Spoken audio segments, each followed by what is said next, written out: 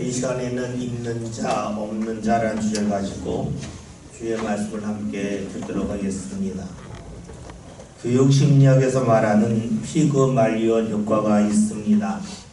미국 하버드 대학의 교육심리학자인 로버트 로젠탈은 1964년 봄에 샌프란시스코에 있는 한 초등학교에 가서 한 학급을 맡은 선생님에게 말을 했습니다.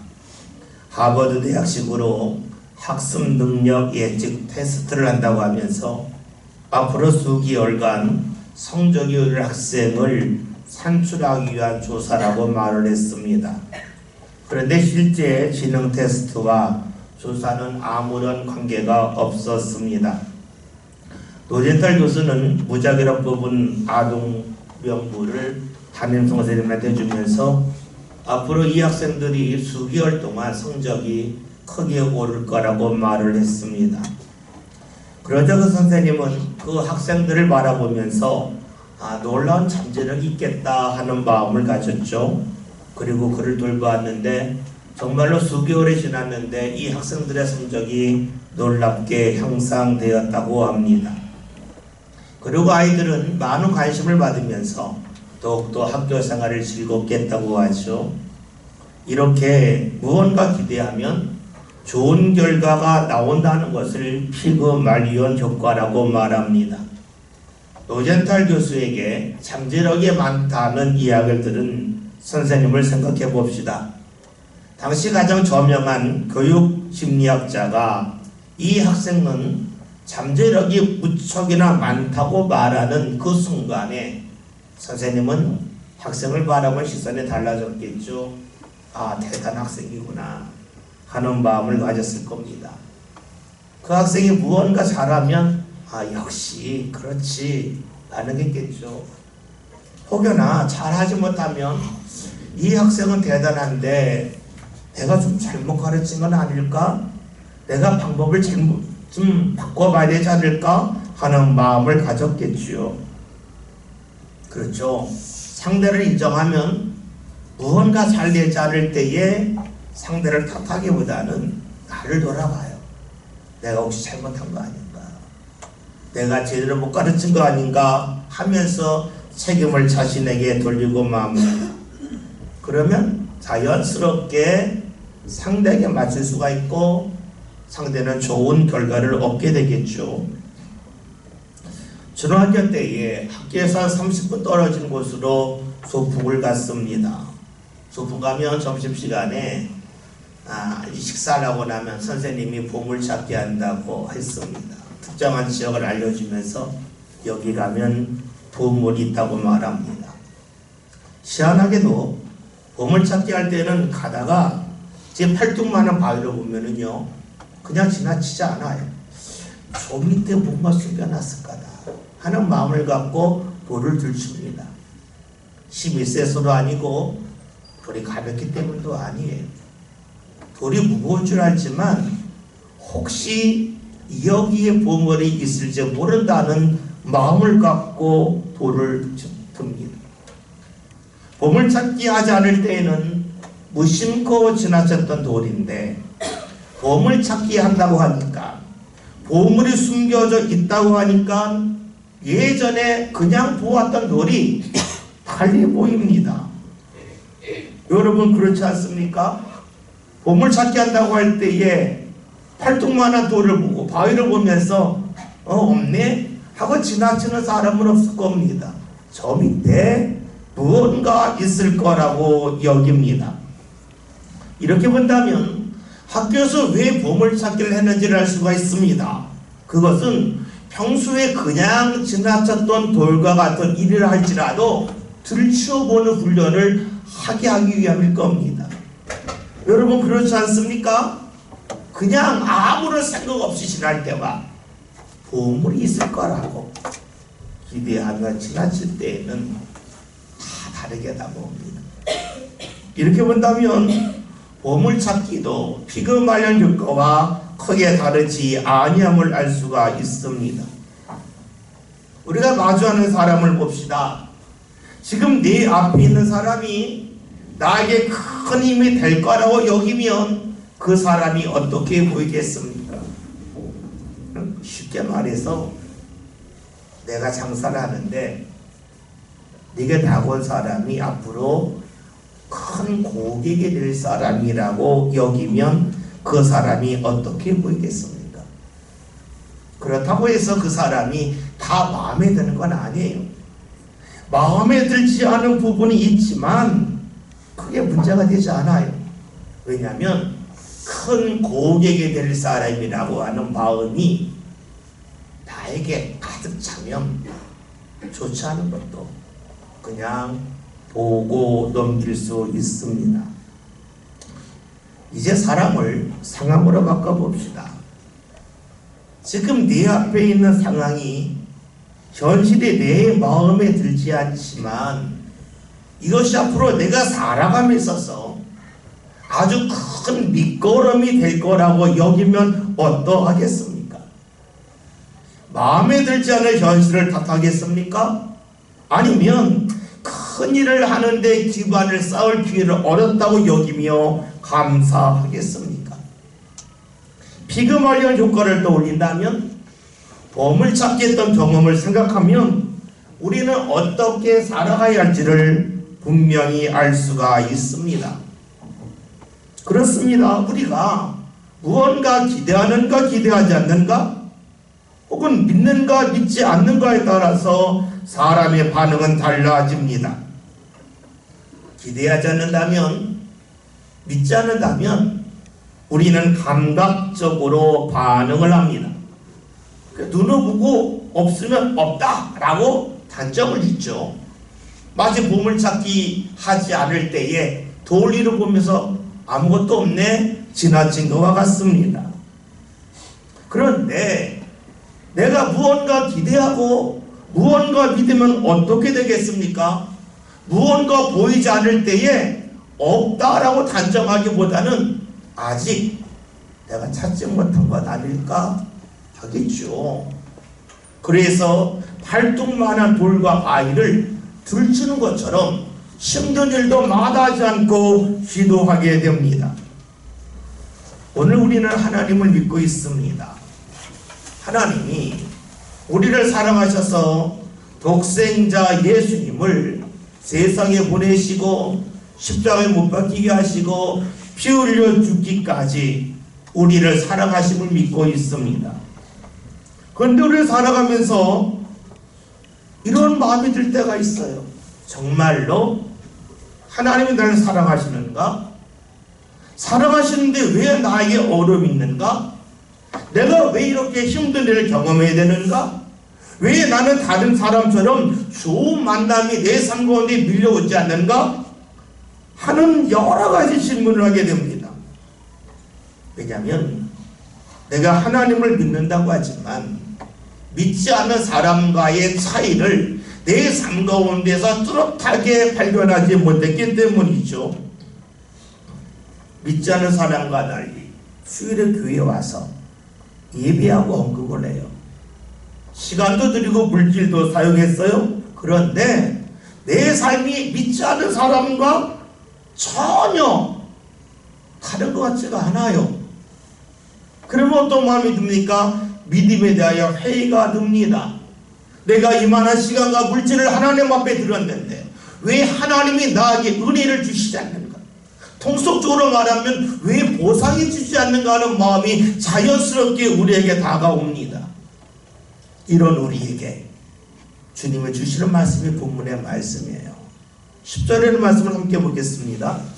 제자들이 세마와 이르되 어찌하여 그에게 비유로 말씀하시나이까. 아멘. 말씀을 보면 제자들이 예수님 왜 비유의 말씀을 하셨습니까? 라고 묻습니다. 왜 물었겠습니까?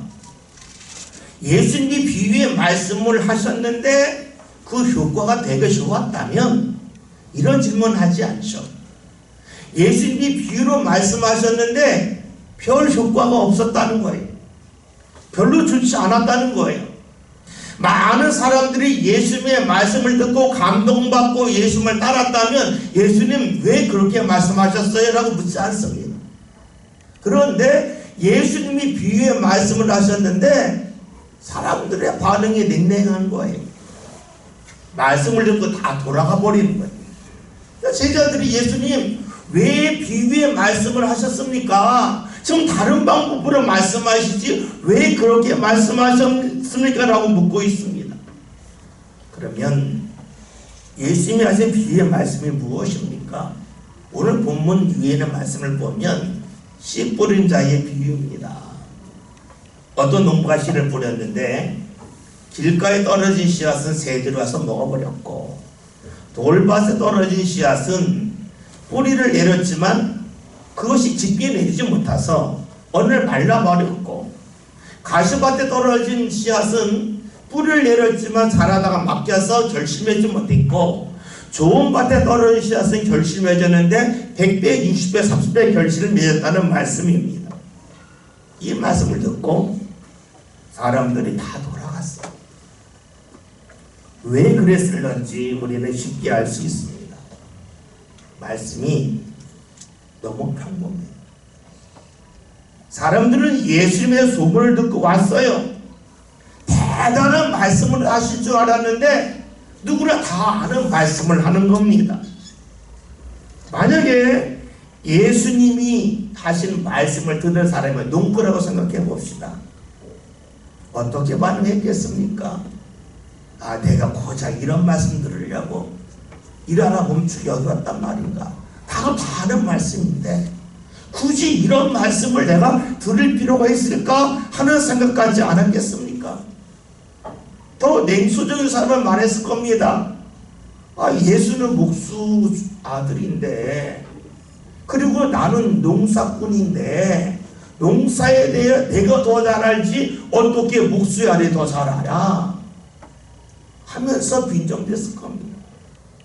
우리 식으로 말하면 번데기 앞에 줌 잡나 하면서 다 돌아갔다는 겁니다. 예수님을 보면서 기대했습니다.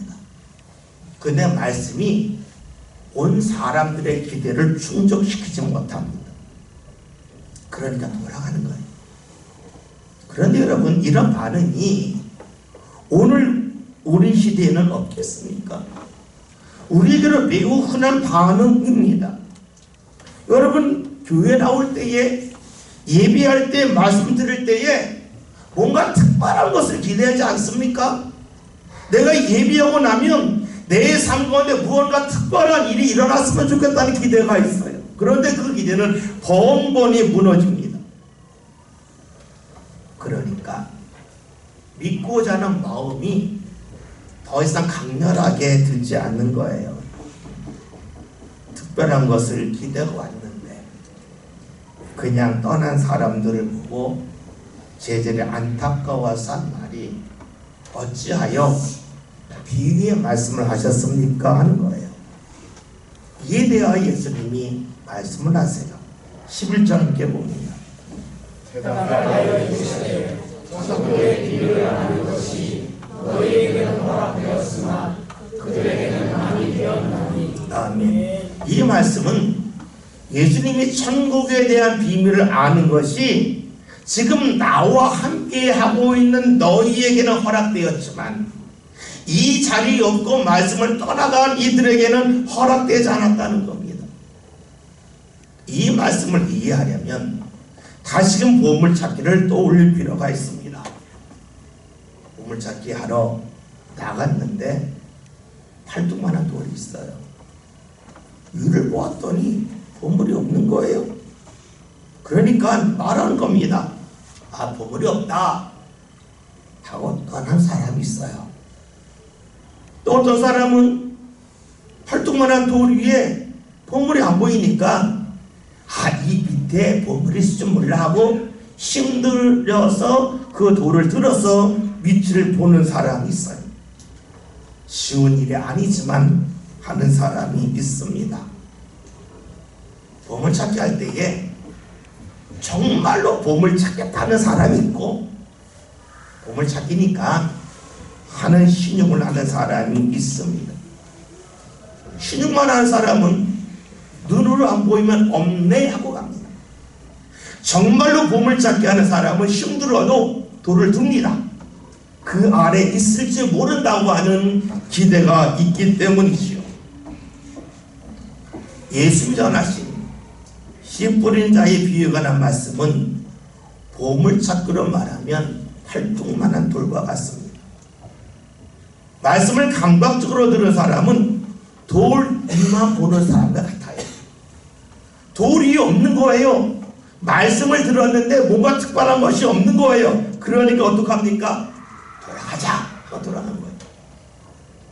반면에 보물찾기 할 때 돌을 드는 사람이 있어요. 말씀을 들었는데 그 말씀을 되새기는 사람이에요. 자신이 말씀 들을 때는 별거 없는데 이 말씀하신 것은 내가 알지 못하는 주의 뜻이 있을 거라고 기대하는 사람이 있다면 보물찾기 할 때에 돌을 드는 사람과 같습니다. 예수님 말씀하고 계신 거예요. 감각적인 사람.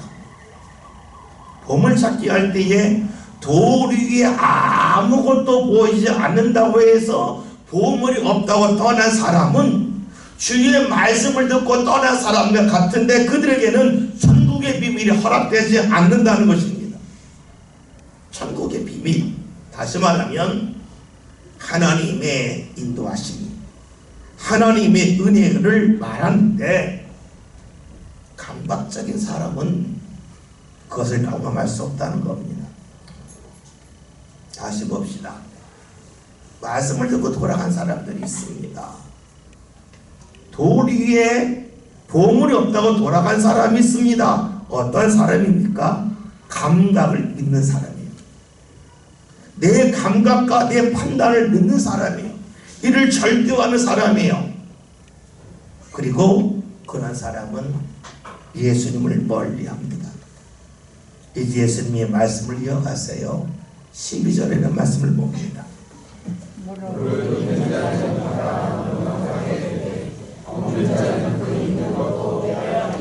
아멘. 이 말씀을 그냥 글자를 읽으면 부익부 빈익빈 아닙니까? 뭐 이럴 수 있습니까? 라고 할 수 있어요. 그런데 말씀을 정확하게 읽으려면 있는 자 앞에 기대, 소망, 믿음을 넣으면 돼요. 없는 자 앞에도 똑같아요. 그러면 이렇게 읽을 수가 있어요. 무릇 기대와 소망과 믿음이 있는 자는 넉넉하게 받는다. 하나님의 은혜를 넉넉하게 받는다는 거예요. 그러나 예수님 앞에 나왔지만 오늘 우리로 적용한다면 교회에 나왔지만 예배하지만 기대와 소망과 믿음이 없는 사람이라면 지금까지 받은 은혜마저도 빼앗긴다. 마음이 상해서 그 은혜마저로 상실하고 만다고 볼 수가 있습니다. 그렇습니다. 예수님 앞에 오는 것도 중요하지만 어떤 마음으로 어떤 모습으로 오느냐에 따라서 주님 앞에 남을 수도 있고 주님 앞에서 떠나갈 수도 있습니다. 주님 앞에 왔지만 기대와 소망과 믿음이 없는 사람이 있습니다. 말씀을 감각적으로 듣는 사람입니다. 말씀을 지식으로 듣습니다. 말씀을 들으면서 마치 동물원에서 원숭이 보는 것처럼 말씀을 듣습니다. 이제 예수님은 제자들에게 왜 비유로 말씀하셨는지를 이렇게 분명하게 설명하십니다. 13절 봅니다. 그러므로 내가 그들에게 비유로 말하는 것은 그들이 보아도 보지 못하며 들어도 듣지 못하며 깨닫지 못하느니라. 아멘. 예수님은 감각적으로 말씀을 듣는 사람을 향하여 즉 기대도 없고 소망도 없고 믿음도 없이 말씀을 듣는 사람들은 보아를 못 본다는 거예요. 들어도 제대로 듣지 못하고 깨달을 수 없다는 겁니다. 왜 그렇습니까? 말씀을 듣고 내가 안다고 생각하는 사람들은 자기는 농사를 짓지 않으니 자기와 상관없고 다른 사람과 상관없다고 여기기 때문입니다. 즉 말씀을 들은 준비를 하지 못했습니다. 준비가 되지 않으니까 보아도 들어도 소용이 없다는 거예요. 우리 옛말에 이런 말 있지 않습니까? 소를 물가로 데리고 갈 수 있지만 억지로 물을 먹일 수는 없습니다. 할 수 있는 일은 기회를 주는 것이지 기회를 붙잡게 하는 것이 아니라는 겁니다. 예수님이 비록 말씀하신 이유는 기회를 준 겁니다. 주를 가까이 할 수 있는 은혜의 기회를 준 겁니다. 그런데 비유의 말씀을 듣고 돌아가 버린 사람들이 있습니다. 기회를 날려버렸죠. 왜 그렇습니까? 이들은 말씀을 들으면 무언가 특별한 일이 있을 거라고 여겼기 때문입니다. 아주 통속적으로 말하면 많은 이들이 주의 말씀을 들으면서 주의 말씀이 로또 번호를 알려주는 것 같으면 좋겠다 하는 생각을 갖습니다. 주님 앞에 나오면서 나는 변하지 않고 말씀을 들음을 통하여서 내 환경이 달라지면 좋겠다 하는 기대를 하죠. 어떤 사람입니까? 자기보다 환경이 중요하다고 여기는 사람이에요. 말씀이 로또 번호와 같으면 좋겠다고 하는 사람입니다. 그런데 예수님은 말씀을 통해서 환경이 아니라 사람이 달라지기를 원하셨어요. 왜냐하면 주님은 사람을 중요하게 여기기 때문입니다. 참으로 신기한 것이 있어요. 여러분이 만나는 누군가가 여러분의 환경을 보고 여러분의 가지고 있는 재산을 보고 평가하면 어떠합니까? 크게 분노하죠. 그러면서 그래요. 사람을 사람으로 봐야지 어떻게 환경을 갖고 사람을 평가해? 라고 말합니다. 그런데 하나님 앞에서는 내보다 환경이 달라지는 거예요. 사람들이 날 볼 때는 환경이 아닌 나 자신을 보기를 원하는데 하나님이 날 보실 때에는 나 자신을 바꿔주시는 것이 아니라 내 환경을 바꿔주길 원합니다. 사람 앞에서는 나이가 먼저라고 말합니다. 하나님 앞에서는 환경이 먼저라고 말합니다. 예수님 앞에 왔지만 예수님과 초점이 맞지 않는 사람들은 얻을 것이 없어요. 볼 것도 없고 들을 것도 없고 깨달을 것도 없습니다. 그러므로 사람들은 돌아가서 뭐라고 말했을까요? 예수님의 비유의 말씀을 듣고 돌아간 사람들이 뭐라고 말했을까요? 예수님에 대한 소문은 대단했는데 가서 만났더니 별거 없더라. 들을 말도 없다. 라고 말하고 다녔을 겁니다. 요즘으로 말하면 이런 거 같죠? 아, 교회가 왔는데 예배에 왔는데 기도에 왔는데 별거 없어. 달라진 거 없어. 라고 말하는 것과 같지요.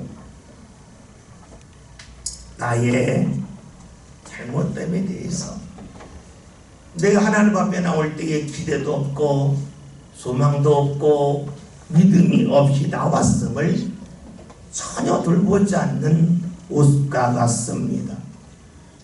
그런데 이런 모습이 예수님 시대만 있었을까? 아니라는 거예요. 예수님이 그래서 말씀을 하시죠. 14절 15절 함께 봅니다. 이스라엘 영이 그들에게 이르렀으니 이것을 너희가 듣기로도 깨닫지 못할 것이요 보기는 보아도 알지 못하리라. 이 백성들의 마음이 완악하여져서 그 길을 듣기에 변하고 눈은 감았으니 이는 눈으로 보고 귀로 듣고 마음으로 깨달아 돌이켜 내게 고침을 받을까 두려워하라 하였느니라. 아멘. 예수님은 이사야 예언자의 말씀을 인용하십니다. 예수님보다 약 한 730년경에 활동했던 예언자가 이사야입니다. 그런데 이사야 시대에 그 사람들의 모습이 예수님의 말씀을 듣고 돌아간 사람과 똑같더라는 겁니다. 말씀을 들어도 깨닫지 못했다는 거예요. 그 이유가 어딘가 말씀이 완악했기 때문이라는 거예요. 완악하다고 하는 것은 굳은 살이 바뀌었다는 거예요. 생각과 마음의 굳은 살이 딱 바뀌었어요. 굳은 살이 바뀌었다고 하는 것은 그 일을 오래 했다는 거예요. 그 일에 자신감이 있다는 거예요. 그러니까 완악하다는 말은 내 판단 정확하다는 거예요. 내가 경험한 것이 얼마인데, 내가 해본 것이 얼마인데, 그래서 나에 대해 확신을 갖고 있는 사람들의 모습이 완악하다는 겁니다. 그런데 이들이 말씀을 듣고 찔린다 할지라도 말씀을 받아들이지 않는다는 거예요. 왜냐하면 내가 고침을 받을까 봐, 즉 내가 달라지는 것을 두려워한다는 겁니다. 여러분 그렇잖아요. 우리가 하나님의 은혜를 받으면 좋다고 말하지만 내가 그 은혜 속에 살다가 나와 가까이 했던 사람을 멀리 할까 하는 생각이 찾아오기도 해요. 내가 은혜 받고 내가 달라져서 내가 지금까지 즐겨왔던 것을 멀리 하지 않을까 하는 것을 두려워하기도 합니다. 그래서 사람들은 받아들이지 않는다는 거예요. 여러분 봅시다. 다시금 보물찾기를 생각해봐요. 팔뚝만한 돌이 있어요. 들어요. 얼마나 힘들겠어요. 그런데 이걸 들면 어떻게 될까요? 어찌 힘이 빠져요. 힘이 빠지면 내가 하고 싶었던 일을 할 수가 없어요. 그러니까 내가 힘 빠지게 이걸 해야 돼. 이걸 하면 보물을 찾으려는지 모르지만 내가 하고 싶은 일 못해. 그러니까 하기 싫어하는 마음을 갖는다는 거예요. 그러면서 나름대로 자신을 합리화해요. 이 돌을 들었을 때에 보물이 있다는 것을 어떻게 보장할까? 없을 수도 있지 않을까? 그런데 내가 힘을 들여서 이걸 들을 필요가 있을까? 그리고 내가 하고 싶은 일을 못하는 일을 경험할 필요가 있을까? 하면서 자신이 돌을 안 드는 것을 합리화할 수가 있습니다. 여러분 생각해 봅시다. 활동만한 돌이 있어요. 그 밑에 보물이 있다는 보장은 없어요. 그러나 보물이 있다는 보장을 할 수 없기 때문에 그 돌을 들지 않는 사람은 다음번 돌을 만나러 안 들어요. 계속해서 돌 위만 봐요. 계속해서 감각적으로만 살아요.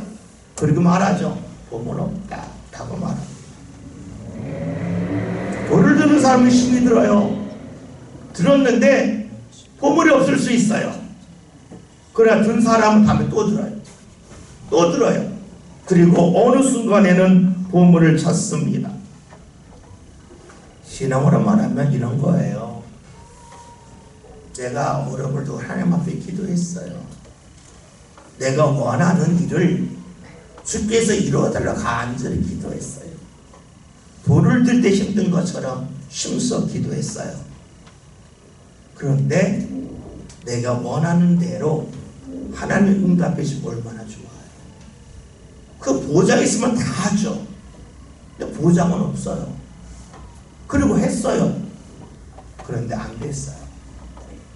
어떤 마음이 듭니까? 괜히 했다 할 수도 있어요. 그런데 그렇게 돌을 든 사람은 계속해서 돌을 들어요. 계속해서 기도를 해요. 그러면서 어느 순간에 하나님이 내게 주신 은혜를 경험을 해요. 그러나 힘들다고 해서 보장이 없다고 해서 기도하는 일, 돌드는 일을 하지 않는 사람은 계속 안 해요. 죽을 때까지 안 해요. 그리고 말해요. 믿어봤는데 아무나 일도 없다 하고 말할 겁니다.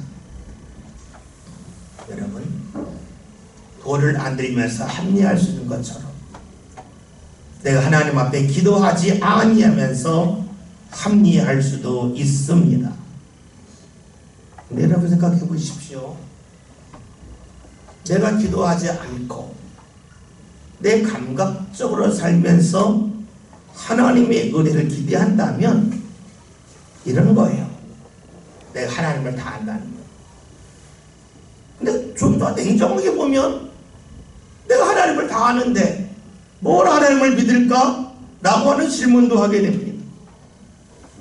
예수님이 이사야의 말씀을 인용하신 이유가 여기 있습니다. 많은 사람들이 감각적으로 신앙생활을 한다는 거예요. 그냥 보고 아니면 아니다. 보고 안 보이면 없다는 거예요. 조금만 힘들면 하지 않는다는 거예요. 돌을 들을 일이 있어도 돌을 안 들면서 나름대로 구실 합리적인 말을 하면서 자기가 하지 말아야 할 이유를 계속해서 말하고 있습니다. 어떤 사람입니까? 주님 앞에 나오지만 기대가 없어요.